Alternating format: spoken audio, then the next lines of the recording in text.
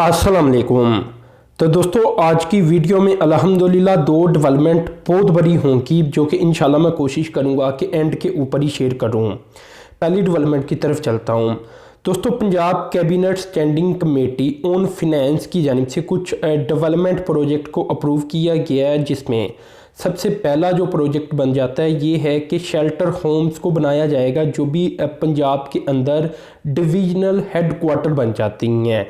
अब यानी पंजाब के अंदर जितनी भी डिवीजन्स हैं वहाँ के जो हेडक्वार्टर हैं, यानी अगर लाहौर डिवीज़न है तो उसका हेडक्वार्टर आपको पता है लाहौर है। इसी तरह अगर गुजरांवाला डिवीज़न है तो उसका हेडक्वार्टर भी गुजरांवाला है। तो यहाँ कोशिश की जाएगी कि बैतुल माल की कोलैबोरेशन के साथ, जो कि पाकिस्तान की बैतुल माल होगी पंजाब की नहीं, तो ये डिफरेंस अब समझ लें। तो इनकी कोलैबोरेशन के साथ ये प्रोजेक्ट शुरू करने जा रही हैं कि शेल्टर होम्स को बनाया जाए पूरे पंजाब के अंदर।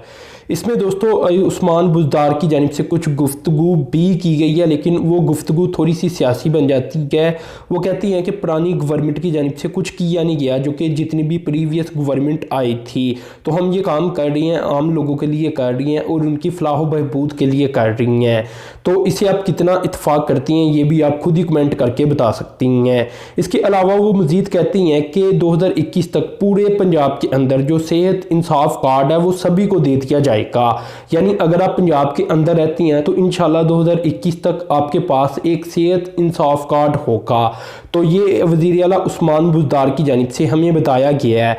इसके अलावा इन्होंने कुछ प्रोजेक्ट भी अप्रूव किए हैं, जिसमें एक तो एमरजेंसी एंड ओपीडी ब्लॉक बनाया जाएगा टीचिंग हॉस्पिटल डेरा गाजी खान के अंदर, जिसके ऊपर लागत आएगी 2 अरब रुपया। कोई 4 बड़े रोड प्रोजेक्ट को अप्रूव किया गया फैसलाबाद के, जो कि फैसलाबाद के डेवलपमेंट पैकेज के अंदर ही दिए गए थे। अब क्योंकि वो पैकेज दिया गया था तो आहिस्ता आहिस्ता हर साल इसके ऊपर काम होगा, जिसमें से 4 बड़े प्रोजेक्ट के बारे में बताया जा रहा है कि वज़ीर आला उस्मान बुज़दार की जानिब से अप्रूव किया गया है। इसके अलावा कुछ जो वाटर के प्रोजेक्ट हैं वो आ जाते हैं ड्रिंकिंग वाटर के। तो इसके अलावा और भी बहुत सारे प्रोजेक्ट हैं जो इन्होंने अप्रूव किए हैं, क्योंकि आपको पता है कि पंजाब का बजट बाकी सूबों की निस्बत बड़ा होता है और आबादी भी बहुत ज़्यादा है, तो इसलिए सिर्फ 1-2 प्रोजेक्ट के ऊपर बात नहीं होती, काफ़ी ज़्यादा प्रोजेक्ट के ऊपर बात होती है। अब दोस्तों दूसरी डेवलपमेंट की तरफ चलता हूँ।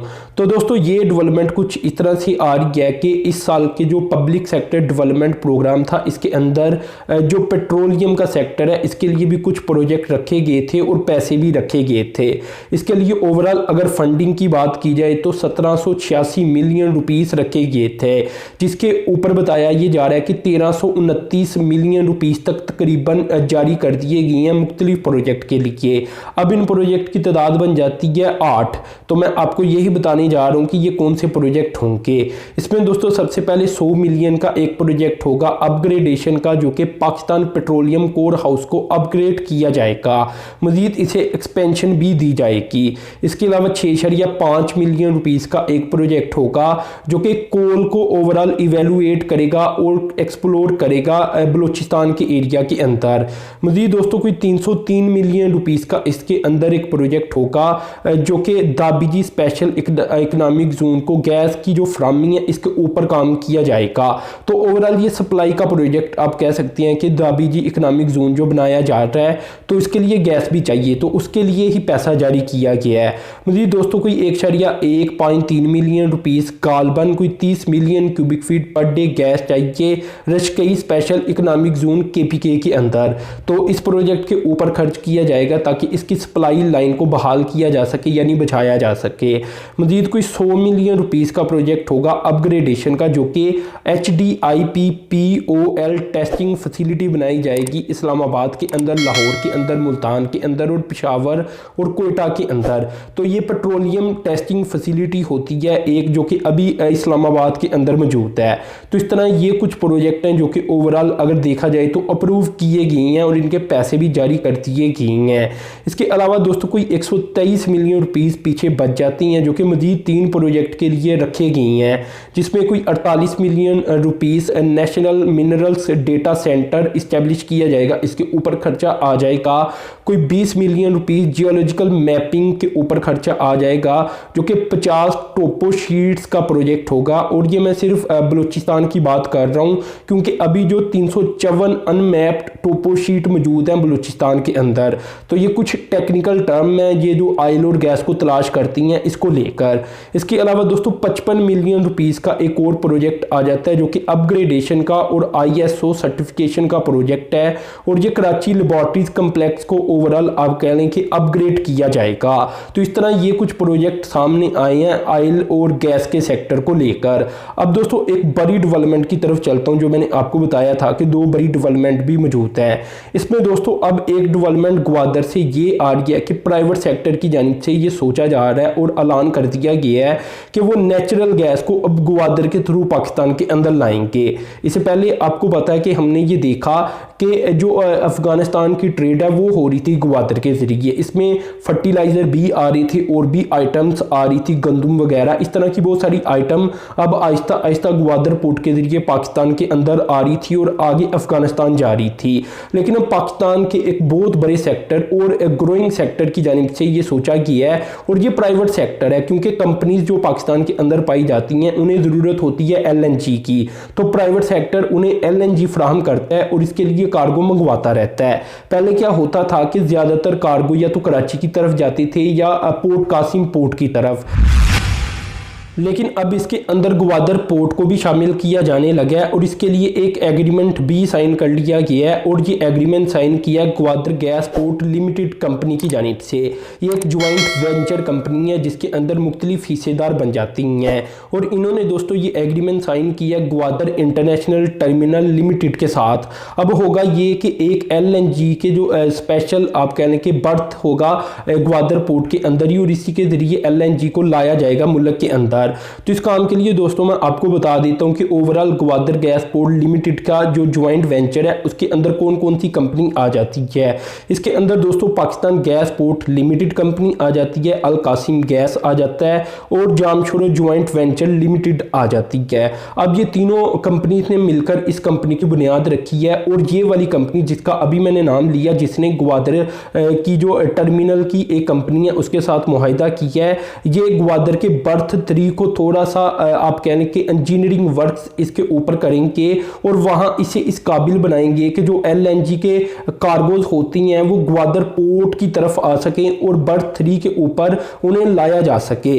तो इस तरह जो LNG होगी अब वो ग्वादर पोर्ट की तरफ आएगी। अब दोस्तों ये LNG CNG station, textile mills, fertiliser plant और बाकी जो पाकिस्तान के अंदर कमर्शियल और इंडस्ट्रियल सेक्टर है बड़ा, इन सभी को फराहम की जाएगी। अब दोस्तों पहले प्रॉब्लम यहाँ क्या आ रही थी कि LNG टर्मिनल जो पाकिस्तान बना रहा था वो अभी काफ़ी कम है, 2 बने हैं, 2 मजीद चाहिए पाकिस्तान को। और इसके लिए आगे जो एक प्रॉब्लम आ रही थी वो गैस पाइपलाइन की आ रही थी। लेकिन यहाँ क्या होने जा रहा है कि यहाँ जो बड़े बड़े कंटेनर होती हैं, व्हीलर्स होती हैं, उन्हीं के जरिए इस LNG को भरा जाएगा उसके अंदर और पूरे मुल्क के अंदर पहुंचाया जाएगा। यानी आप इसे वर्चुअल पाइपलाइन का प्रोजेक्ट भी कह सकती हैं, जिसमें एक वर्चुअल पाइपलाइन आप कह सकते हैं कि बनाई जाएगी। यानी इसमें पाइपलाइन बिछाई नहीं जाएगी बल्कि वही कंटेनर जो बड़े बड़े होती हैं उन्हीं के जरिए LNG को ट्रांसपोर्ट किया जा सकेगा। तो इस तरह दोस्तों ये काफ़ी ज़्यादा अहम तरीन मनसूबा है जो कि ग्वादर पोर्ट के जरिए अब मुकम्मल होगा, और ग्वादर पोर्ट की तरफ ही LNG आप कह लें कि पाकिस्तान की आएगी ज़्यादातर, और इससे फिर पूरे मुल्क की तरफ ट्रांसफ़र किया जा सकेगा। तो इसका बाकायदा तौर पर एग्रीमेंट भी साइन हो चुका है। इंशाल्लाह पाकिस्तान बहुत जल्द बहुत तरक्की करने जा रहा है। अब दोस्तों आखिरी डेवलपमेंट की तरफ चलता हूं। तो जैसा कि ग्वादर पोर्ट के बारे में मैंने बताया, तो आपको पता है कि ग्वादर पोर्ट तो CPEC का हिस्सा है। तो यहाँ चाइनीज़ कंपनीज अब काफ़ी ज़्यादा पाकिस्तान के अंदर CPEC के पहले फेज़ के अंदर काम कर चुकी हैं, और बहुत सारे पाकिस्तानियों को पता चल चुका है इन चाइनीज़ कंपनीज का। यानी ये काम भी करती हैं और इनका काम नज़र भी आता है, और बेहतरीन आउटस्टैंडिंग लेवल का ये काम करती हैं, इंटरनेशनल लेवल का। तो यहाँ दोस्तों 2 चाइनीज़ कंपनीज की जानिब से MOU साइन किया गया रावी अर्बन डेवलपमेंट प्रोजेक्ट को लेकर।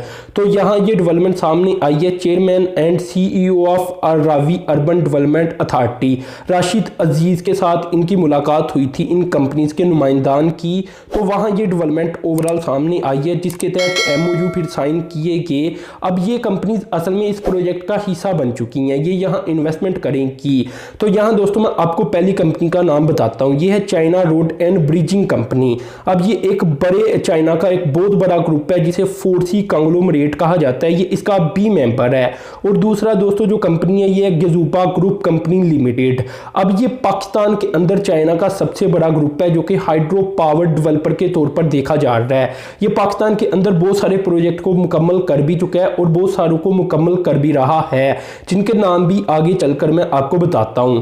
तो दोस्तों हुआ कुछ इस तरह से है कि इनकी सेपरेट डेलीगेशन की जानिब से जो ये हेडक्वार्टर बनाया गया रावी अर्बन डेवलपमेंट अथॉरिटी को लेकर, वहां इन्होंने विजिट किया और वहां MOU साइन किया। इसके तहत तकरीबन कोई $5 अरब तक की सरमायाकारी ये रावी अर्बन डेवलपमेंट प्रोजेक्ट के अंदर करेंगे।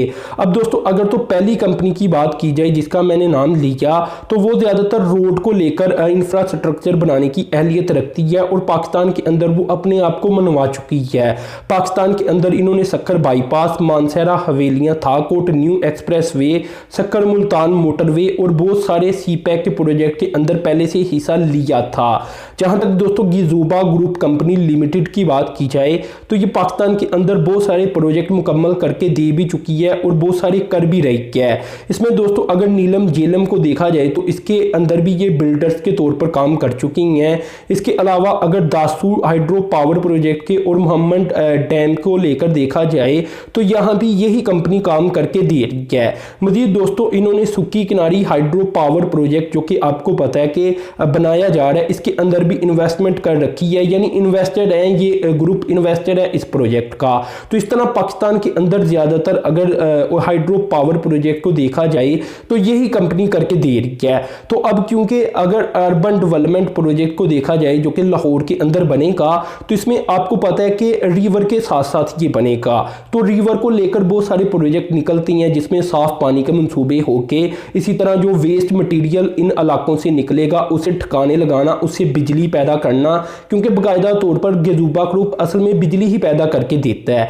तो ओवरऑल अगर देखा जाए तो इस काम के लिए ये गेजुपा ग्रुप सामने आ चुका है कि ये अर्बन डेवलपमेंट प्रोजेक्ट के अंदर इन्वेस्टमेंट करेंगे। अगर तो दोस्तों दूसरी कंपनी की बात की जाए तो वो जैसे कि मैंने आपको बताया कि बड़े बड़े प्रोजेक्ट करके दे चुकी है पाकिस्तान के अंदर, तो वो ओवरऑल असल में पाकिस्तान के अंदर रोड और अर्बन डेवलपमेंट जो प्रोजेक्ट होगा उसके अंदर भी रोड, उसके फ्लाईओवर और इस तरह के काम करके देगी और यहाँ इन्वेस्टमेंट करेंगे बाकायदा तौर पर। ऐसा नहीं होगा कि गवर्नमेंट ऑफ पाकिस्तान इन्हें पैसा देगी और ये करेंगे, नहीं होगा कुछ इस तरह से कि ये अपने ही पैसे लेकर आएंगे और यहाँ इन्वेस्टमेंट कर देंगे। अब जब ये माहौल बन जाएगा, जब तमाम काम हो जाएगा, जब इन्हें टारगेट सौंपा जाएगा कि अब आप ये काम कर लें, तो इंशाल्लाह फिर ये काम का आगाज भी कर देंगे। तो अभी MOU तक बात आ चुकी है इन दोनों कंपनीज की, तो इन्होंने साइन कर लिए हैं MOUs। तो ये दोस्तों बड़ी बड़ी डेवलपमेंट सामने आई है जो मैंने आपको बताया है। तो अपने चैनल को सब्सक्राइब कर देना है, साथ में जो बेल के आइकन पर क्लिक कर देना है। अब तक के लिए इतनी था, अल्लाह हाफिज़।